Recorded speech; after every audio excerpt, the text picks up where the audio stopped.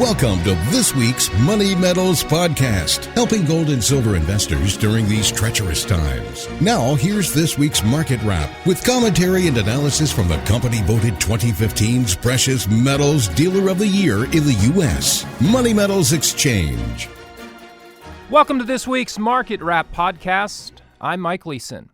Coming up, we'll digest the election results and what it all means for precious metals with Craig Hemke of the TF Metals Report. Craig cautions everyone to not get ahead of themselves when declaring happy days are here again and discusses what he sees as very real market turmoil uncertainties that a Trump presidency is going to have an impossibility in avoiding. Don't miss an incredibly important interview with Craig Hemke coming up after this week's market update. Well, the strangest and most unpredictable election cycle ever produced a seemingly improbable outcome. The major polling averages showed Hillary Clinton ahead. Political betting markets gave Clinton an 85% chance of defeating Donald Trump. None of the top pundits and forecasters featured on CNN and other establishment media outlets called for a Trump victory. The elite media has been getting Donald Trump's campaign wrong since the day he announced his candidacy. Only the alternative media has been getting it right. Independent analysts such as James Rickards, who appeared on this podcast earlier this year, correctly predicted Trump would win. And 2 weeks ago, you heard our guest expert Michael Rivero predict that Trump would ride to victory unless the election was stolen. And last week, Gerald Celente told us the same thing. Fortunately for our republic, both Hillary Clinton and Barack Obama accepted the results of the election. Some of Hillary's supporters aren't being quite as magnanimous, though. Disruptive and at times violent anti-Trump protests hit Chicago, Oakland, New Orleans, Austin, and other cities. Despite some unrest and some uncertainty about what lies ahead for the country, financial markets seem to be coping well with the new reality of President-elect Trump. After Dow futures plunged more than 800 points on election night, the blue chip average closed up 260 points Wednesday. Stocks extended their gains Thursday to record new all-time highs and put the Dow on track for its biggest weekly gain of the year. What a way to kick off a new era in American politics. As for precious metals markets, gold futures surged to $1,340 an ounce early Tuesday morning, but gold gave back all of its safe haven gains as investor fears subsided. And now today, gold prices have continued to sell off and currently come in at $1,235 an ounce, down 5.4% for the week. Silver was faring better and was actually up slightly through Thursday's close, but the white metal is getting beat up today and is registering a 3.6% decline now on the week to trade at $17.84 per ounce as of this Friday morning recording. Platinum is down like gold and silver, off 5% to trade at $953 an ounce, while its sister metal palladium is outshining all the other precious metals and comes in 8.2% higher on the week at $683, despite pulling back some here on Friday. But the biggest mover in the metals space post-election has been copper. Copper prices surged 13% this week to new highs for the year.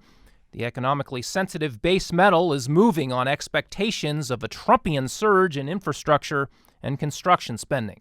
If you are bullish on the Trump economy, then copper may be the metal to buy ahead of his inauguration. Money Metals Exchange sells 1-ounce pure copper rounds as well as bags of copper pennies. Today's pennies are made mostly of cheaper zinc, but prior to 1982, they were 95% copper. Having a bag of pre-1982 copper pennies could come in handy for small barter transactions. Your penny stash could also gain considerable value if copper prices continue on an upward trajectory in the Trump administration. We don't know exactly how Trumponomics will play out. The economy could get a boost from some of the tax cuts and regulatory reforms Trump vows to pursue. With Republicans managing to hold on to majorities in both the House and Senate, President Trump could potentially get a lot of things done. But it won't be easy to, quote, drain the swamp, as he vowed to do. Washington is institutionally resistant to change. And President Trump won't be able to exert any real influence over the monetary policies of the Federal Reserve during his first year in office. Janet Yellen will presumably continue presiding over the Federal Reserve Board, at least through the rest of her 4-year term that ends in January 2018. Since the Fed is an independent organization, Trump won't be able to fire her even if he wanted to do so. Yellen could resign before her term ends, but there are no indications she will. Fed chairs typically stay through different administrations. Trump complained during the campaign that under Janet Yellen's leadership, the Fed became too political. And we have a Fed that's doing political things. This Janet Yellen of the Fed. Trump has already said he probably won't nominate Yellen to continue as Fed chief after her current term expires in early 2018 and would instead prefer to tap a Republican for the job. Since he's criticized Yellen for holding rates low, investors might expect his pick to raise rates more aggressively. Of course, it's easy for a presidential candidate to call for more restrained monetary policies while campaigning, but it's harder to resist the power of the printing presses once you're actually in office. So don't expect Donald Trump to appoint someone who vows not to intervene during recessions and stock market crashes. But who knows? Trump is open to thinking outside of establishment boxes. He has called out international bankers and spoken favorably about a gold standard. There may be opportunities for sound money advocates to make inroads within his administration. Perhaps he would consider someone like Jim Rickards or Steve Forbes, both gold proponents, for Treasury Secretary. The news that Trump approached Jamie Dimon, head of J.P. Morgan, who apparently declined the offer, leaves us a bit skeptical that any real change is coming in monetary policy, but time will ultimately tell. Trump ran as an outsider, and he will surely let down his most enthusiastic supporters if he fills his cabinet with the same types of establishment insiders who would have occupied a Jeb Bush administration. GOP primary voters wanted a different kind of Republican, and Americans who went to the polls on Tuesday wanted a different kind of president. Trump now has the opportunity to become what he promised he would be. Well, now, for more on what a Trump presidency is likely to mean for metals and markets, let's get right to this week's exclusive interview. It is my privilege now to welcome in Craig Hemke of the TF Metals Report. Craig runs one of the most highly respected and well-known blogs in the industry and has been covering the precious metals for close to a decade now, and he puts out some of the best analysis on banking schemes, the flaws of Keynesian economics, and evidence of manipulation in the gold and silver markets. Craig, it's always great to have you back. Thanks for joining us again today, and welcome. Hey, Mike, thanks, and I appreciate all the kind words. Well, Craig, I'm really glad I was able to get you on here today because I wanted to have you help us digest the election results and what it all means for the markets. Now, I want to ask you about the initial reaction of the economic markets once it became clear Donald Trump was going to win. But before we get into that, first off, what did you make with Trump not only defying the polls and beating Hillary, but beating her rather convincingly? What did that say to you about the state of our country and our economy that an outsider like Trump was able to pull off what he did? Actually, it didn't come as a surprise for folks on my site. We've been speculating that, and I guess we're starting to see this now in the analysis, the same thought. We've been speculating that there was kind of a quiet, shy vote, as they call it, for Trump, and that it wasn't cool, it wasn't politically correct to tell a pollster or to tell your coworkers or to tell your neighbors that you were thinking about voting for Trump because, that they didn't want anybody to think you were a racist or a bigot or, a xenophobe or anything like that, but that there was a large group of people out there that in the privacy of the voting booth were going to look at it and go, this Trump seems like an ogre, but man, there's no way I could vote for Hillary Clinton. And they pulled the lever, they checked the box for Trump. And so when it shook out that way and that the polls were actually wrong, really didn't come as that big of a surprise, at least to us at TFMR.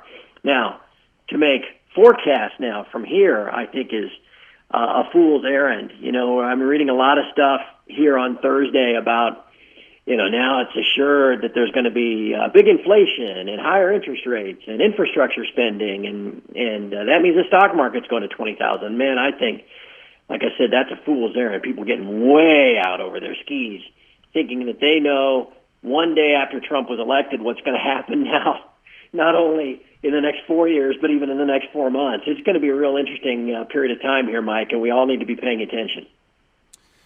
Okay, so for anyone following the markets on Tuesday night as the results were coming in, you saw global equities taking a huge hit. The Dow futures were down some 700 or 800 points once it became clear that Trump was going to win. Gold was the primary beneficiary, it seemed, as the yellow metal surged. And it appeared we were on the way to getting another Brexit-like market reaction where metals got a safe haven bid. But then things quickly reverse course, and by midday Wednesday, the stock markets had not only stabilized, but actually closed the day substantially higher, and metals were essentially flat by the time the day was done. So what did you make of all that, Craig? Mike, I think we've talked before about how the paper derivative futures market is primarily driven through high-frequency trading computers. Very little human interaction. Now, you might get some, especially on volatile days like Tuesday. You might get some actual human beings, some hedge fund managers, some traders actually putting in trades, but most of it is just computer-dominated trading. And these computers, as it relates to gold and silver futures, often take their cues from just a couple of inputs, the most important one being the dollar-yen. And so you can easily now trace what happened on Tuesday to movements in the dollar-yen. You can actually trace movements in the S&P to movements off the dollar-yen as well. You know, we saw the stock market futures, whether it's the S&P or the NASDAQ, get limit down for a while back on Tuesday evening. At the same time, the dollar-yen was down 4 points. It had gone from 105 down to just north of 101. And as we were watching this, again, I was live following this on my site, suddenly dollar-yen sprang back to life in chunks, moving in almost just seconds, 30, 40 basis points. And at that point, it looked as if it was your classic Bank of Japan or some other central bank intervention. And lo and behold, here comes the stock market back. And of course, now anybody can pull up their own charts showing the stock market futures laid on top of the dollar-yen. And you can see why it is that the stock market came roaring back. The dollar-yen now was, again, 101.20. Tuesday evening, it's now pushing 107. And that is why these machines have been buying stock futures. I would take it one step further, Mike. As Zero Hedge wrote about this yesterday, there have only been 3 other occurrences in history that have had a turnaround in the Dow Jones, the U.S. stock market, of the magnitude we saw Tuesday into Wednesday. Those other 3 occurrences, 2 of them were in the fall of 2008 when we were deep in the throes of the U.S. financial crisis, and people were worried on a daily basis that you never had any idea if the stock market maybe would even open, much less how far down it was going to open. The other occurrence was right after Black Monday crash of 1987. Most market historians, even just people that are objective, ascribe those 3 other turnarounds to the interventions of the President's Working Group on Capital Markets, also known affectionately as the Plunge Protection Team.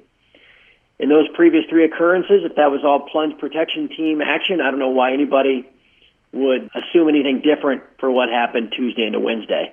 Whatever, it doesn't, that's all, it's all speculation. What I think people should be worried about now is the actual market action in the 36 hours since. And I'm not talking the stock market, and I'm talking about the bond market and what the bond market and maybe the strength of the dollar might be warning you about what is to come next. That leads me right into my next question. Another thing we saw after the results came in was the 10-year Treasury yields spiked by 10%, which is a massive one-day move. One could argue that a pickup in bond yields make precious metals, which offer no yield, less attractive. But higher rates definitely do not always correlate with lower metals prices, particularly if the rise in rates is signaling higher inflation or if there's some sort of turmoil that drives safe haven buying in metals. Any thoughts on why bonds are getting hit hard, and what do you expect these higher yields might mean for gold and silver? Biggest one-day move in history, Mike, in the 10-year Treasury. Largest in history. And this happens the day after Trump is elected. So now we got to begin to try to connect the dots and try to figure out why. I don't know anybody that would think that all of a sudden this means there's some big change in monetary policy or some sudden spike in inflation. I don't know about that. I would instead, as I was searching for reasons yesterday, I was looking for a large state actor that might be dumping their Treasury positions in anticipation of this change in geopolitics, change in U.S. policy. And then I found some charts, again, from our friends at Zero Hedge, that showed the 10-year Treasury selling off at the same rate as the Chinese yuan, offshore yuan, was devaluing. Remember now, the People's Bank of China pegs yuan to the dollar, right? That is something they can manipulate a little bit. That pegs some, but again, it moves with the dollar. And so a stronger dollar means a stronger yuan. And that's not what the Chinese want. We went through this now, and this is the history lesson. This is what people need to be aware of. We just went through this 11 months ago. When the Fed raised rates December of last year, the dollar index spiked all the way up to 100, and that was putting extreme pressure not only on the Chinese, but on every emerging market currency that is linked to the dollar. Okay, all of those currencies were strengthening with the dollar and putting extreme pressure on, again, not only China, but every other emerging market. And then I will pause at this point and ask everybody, if they're listening, to watch what's going on in the emerging markets, not only today here on Thursday, but we'll see what happens tomorrow and into next week, because we're already starting to see this trend. What happened back in December of last year, and especially January of this year, the Chinese, trying to ease that pressure, started selling dollars. Okay? Well, what happened yesterday? The Chinese were selling bonds, so what are they getting in return? Dollars. Now, what are they going to do with those dollars? Back in January, they sold those dollars and bought things like the yen instead. This rising yen, remember the yen rallied 10% in 10 days in early February. This was putting extreme pressure on the U.S. stock market, again, because of those high-frequency trading linkages that we talked about earlier. This all could come to pass again if the Chinese are, in fact, liquidating bonds. And that is why we had the biggest move in the bond market, like I said, ever, biggest one-day percentage move ever yesterday. And again, why would they do this yesterday? Perhaps they see a trade war coming. Perhaps they believe Trump and all his rhetoric, right, about China. Okay, so maybe they're taking preemptive action. They're selling treasuries. They're going to take the dollars that they get from those treasuries and they're going to put it, again, somewhere like the yen as a way to weaken the dollar and ease that pressure on their own currency. And again, we could get this cascade effect just like we saw in early January, all through January and early February, where the U.S. stock market actually fell over 10%.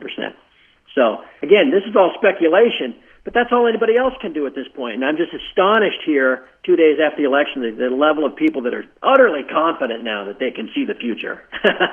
The dominoes as they fall and the unknown unknowns should prohibit anyone from making guesses that where they really don't know what's going to happen. Certainly one of the big things about a Trump campaign was that he was a real wild card and nobody really knew what to expect. I guess furthering the speculation here, what are we to make of Fed and monetary policy under a Trump presidency? If we can make a guess, is there any chance we could see some fiscal restraint in Washington all of a sudden, or do we see inflation really take hold if Trump does deliver on all these plans to borrow money to rebuild our nation's infrastructure? Basically, what are you expecting when it comes to monetary and economic policy under Trump? Exactly. Everybody's talking about fiscal stimulus and debt packages, and the Fed was actually even talking about that. If you read some of the minutes of the last couple of meetings, that they want some fiscal policy to come out of Washington that's going to drive more debt, right? Because that gives them another reason to print more money, and fight deflation. So there's a lot going on there, and to think that, again, we know what Trump will do, I think is a fool's errand for anybody that's going to say right here 2 days after the election that therefore we're going to do this and which is going to mean that. I don't know what Trump's policies will be, but I do know that specific to interest rates, it is almost impossible, and I've claimed for years that it's almost impossible for rates to go back up and normalize, if anything, because of what it will do to the U.S. budget deficit, which is already being vastly underreported, right? I mean, it's reported at $600 billion, but the total amount of debt last year went up by $1.4 trillion. Never did see anybody try to figure that one out. But nonetheless, if interest rates go up and the interest that is paid on the accumulated debt then is forced to rise, the whole debt spiral begins to spin that much faster. If you look at the line item on the U.S. budget for interest on the national debt, it's held pretty steady, under $400 billion for the last 5 or 6 years, even though the debt has risen. Well, why is that? Because the Treasury Department has shortened the average maturity of all this debt as far as they can, down to something like 4 years. And why do they do that? Because interest rates on the short end of the curve is where they're the lowest. And so they keep shortening maturities to get lower and lower rates so they can keep that line item on the budget under control. But the problem is those short maturities come due sooner and have to be rolled and refunded, right? Well, now what if all of that accumulated 19, almost $20 trillion in debt, suddenly starts to roll over, instead of at 3%, starts to roll over at 6%. Well, then now all of a sudden, instead of $400 billion in debt on that, $400 billion in interest on that line item expense on the budget, it's $800 billion, $1.2 trillion. And the budget begins to move that much out of control, that much faster.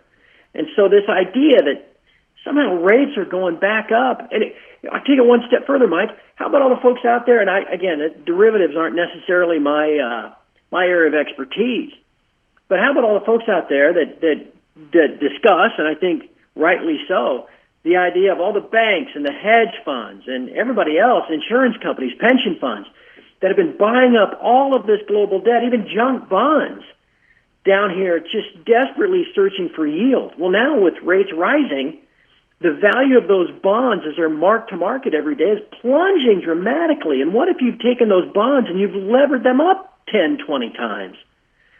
We're going to start seeing some dramatic headlines of hedge funds that are suddenly under stress, right? Again, you just don't know how these dominoes are going to tumble into each other. Turmoil used again is unknown unknowns. And so all these folks are out there trying to make a buck now, trying to assure their clients or assure their newsletter readers that they know exactly what's going to happen now that Trump's been elected, when they didn't even know Trump was going to be elected. So I would advise everyone to be extremely cautious here, and just to kind of watch, and let's just see if we can make some sense of things over the next few months before we take any dramatic action. Now, Trump has planned to, quote, drain the swamp. Do you think he'll actually do anything meaningful on that front, including when it comes to Wall Street? Because there seems to be a culture of cheating, fraud, and market rigging, something you cover often there at the TF Metals Report. I wouldn't expect anything in terms of a change of the culture of Wall Street. Remember, Trump's kind of a creature of that. I mean, he's a banker and in his own right? I mean, he's worked with the banks his whole life. So I don't think he's ever really promised anything, about finally going after the bankers and doing a perp walk and all that kind of stuff. I wouldn't expect Trump's Justice Department to be any different from the Holder, Loretta Lynch scam that we've seen for the last 8 years. Now, I do think, though, the promises he's made regarding changing in Washington, maybe we'll get something there. Number one on his contract with America that he put out a couple weeks ago was the institution of term limits. I mean, he didn't get something like that done. Oh, boy, I'd be all for it. And obviously no president, no politician's ever going to get everything done that they say they're going to do. But if he can even just drain the swamp in that regard, make some changes as to how the political structure in the U.S. operates, well, then that would really be a significant improvement, and I'd be all for it. But these folks that think that suddenly he's going to really upset the apple cart and change the system, boy, count me as though shocked if he actually does go off in that direction. Yeah, we definitely tend to agree on that front. Well, as we begin to wrap up here, Craig, what are you looking for over the remainder of the year in the metals, and more importantly into next year as Trump finally takes over the White House? Is this going to be a good environment for precious metals prices, and are the reasons we all wanted to own this stuff under an Obama presidency still going to be relevant in the years to come? Take the back half of your question first. Absolutely. Trump has even had his advisors talk about gold exchange notes and things like that in the past. And again, you have no idea how the Chinese are going to react to all of this. I'm no fan of the Chinese, believe me, but they've got their own interests to tend to. They've been making progress over the last 8 years to set up all these direct swaps of the yuan with all these other currencies around the world. They've been accumulating gold like mad, as have the Russians. Who knows how they're going to play their hand in the months and years ahead. I have no doubt that nothing is changing my view about the physical metal that I hold and continue to stack. Now, in the short term, however, we talked again earlier about the control that these high-frequency trading machines play in setting the gold price, as it were, which, again, it's not a physical price. That's the price of the paper derivative that gets traded back and forth. Hell, Mike, yesterday, the COMEX set a new record in volume for COMEX trading. For just the front month December contract, it traded something like 800,000 contracts, right? I mean, if you do the math on that, it's like 2,500 metric tons of paper gold in just the front month contract were swapped yesterday. That's 80% of global mine supply. was traded in derivative form on the COMEX. There's no actual gold trading hands. The only value that's discovered, the only price that's discovered is the price of this derivative that nobody ever exchanges into physical metal. But yet that's the price we quote. Okay, well, whatever. In the short term, with the dominance of these high-frequency trading machines that take their cues from the dollar-yen and from changes in interest rates, I think people need to be very alert and very wary of a short-term drop in price. Gold has held in there while we've seen this interest rate spike. I mean, we were 210 in the long bond in July. We're now 290, yet gold is only down about 10% in that time frame, giving back gains from earlier this year. I think we have to be very alert to a sharp drop, maybe closer to 1210, 1220 in the days ahead. Hopefully it won't happen. It's the last thing I want to have happen. But if interest rates keep moving higher, these machines at some point are going to dump a bunch of their spec trading positions in gold and rebalance and recalibrate versus the relative valuation of bonds. So you have to be alert for that. Silver has hung in there these last few days and is still near 1850, if only because copper is up almost for every day for the last 3 weeks, and an extraordinarily, almost parabolic move. If suddenly gold starts to correct down in reaction to falling bond prices and higher interest rates, and if suddenly copper hits an air pocket back down, man, they're going to beat the living daylights out of silver as well. So in the short term, people need to be very cautious and aware of the risks that paper prices might fall, and with it, share prices as well.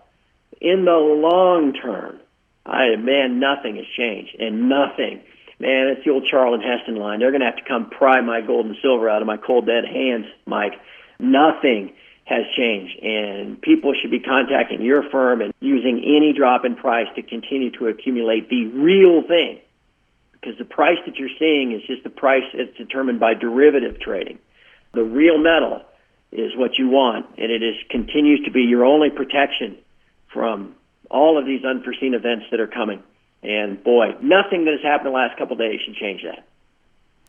Well, very well put. We'll leave it there. Wonderful insights as usual, Craig. We always enjoy hearing from you, and absolutely look forward to doing this again before long. And thanks for the time today. And now, before we let you go, please tell everyone more about the TF Metals Report and what they'll find if they visit your site. It's a great community of folks who are all trying to get through this madness together. Like you said, we've been around now for coming up almost 6 years since the site went live. And we've seen a lot of stuff, obviously, in the last 6 years. But we recognize we're all in this together. We're all here to, help each other through this madness. What I do, the commentary I give on a daily basis, the podcast we do, the webinars we do, works out to about 40 cents a day. So it's not some exorbitant cost, $12 a month. I think it's a pretty good value. And as we wrap up, I would just, again, really caution everybody. There's all this euphoria out there today that now the Dow, since it's at all-time highs, is going to 20,000.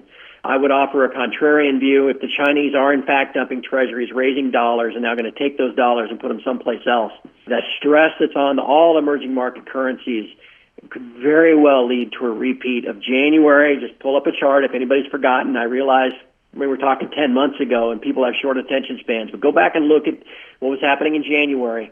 We may very well be seeing that happen again, either later this month or next. And people need to be alert to the risks, even just in the stock market, and not get complacent. So anyway, we talk about all that at TF Metals Report on a daily basis. I invite everybody to check us out.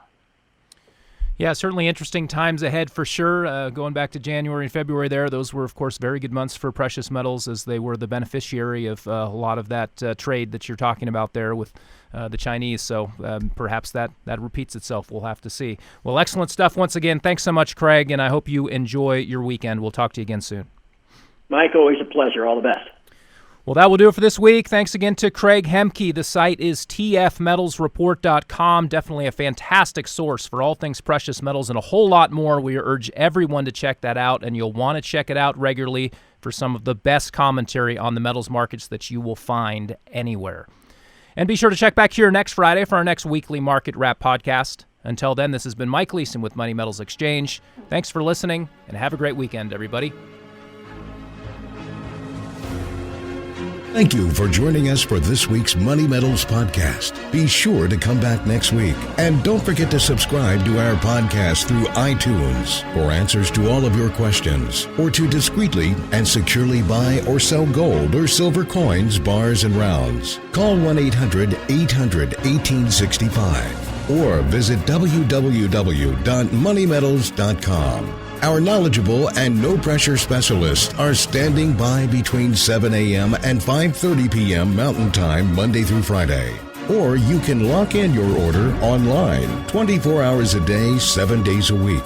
Again, visit us at www.moneymetals.com or call 1-800-800-1865.